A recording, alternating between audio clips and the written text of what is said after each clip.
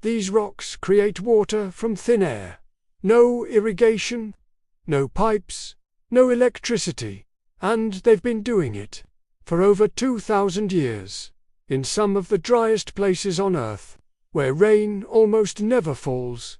People didn't just survive, they grew food. So here's the question. If this works, why is no one using it today? Imagine standing in a desert. No shade, no rivers, no rain. Just heat and stone. This is the Negev Desert. Rainfall, less than 4 inches a year. Nothing should grow here, but 2,000 years ago, a civilization did something impossible. They grew grapes. Not a few plants. Entire systems, and they didn't use water. They used rocks. Thousands of carefully placed stone mounds, spread across the land. At first, archaeologists thought they were random. Graves, markers, ruins. They were wrong, because when scientists rebuilt them, something shocking happened. The system worked. Plants started growing again. In the desert. So what did they understand that we forgot? The secret isn't rain. It's the air. Deserts have one hidden advantage. Extreme temperature swings, hot days, cold nights, and that creates something invisible. Water. Think about a cold glass on a hot day. Water forms on the outside, not from inside the glass, from the air. That's condensation. Now imagine scaling that up across an entire field. That's exactly what these rocks do. At night, the stones cool down fast, faster than the air around them. When warm air touches the cold surface, water appears, drop by drop, every single night. The rocks don't just sit there. They harvest water from the sky. But here's where it gets even smarter. Collecting water is only half the system.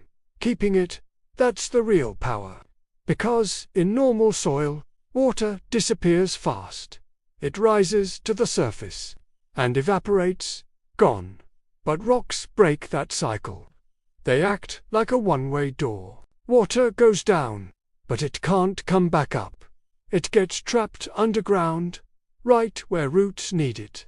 At the same time, the rocks block sunlight. They reduce heat. They protect the soil. Some studies show up to 80% less water loss. That's not a small improvement. That's a completely different system. Now, here's where things get crazy. This wasn't discovered once. It was discovered multiple times, on completely different continents.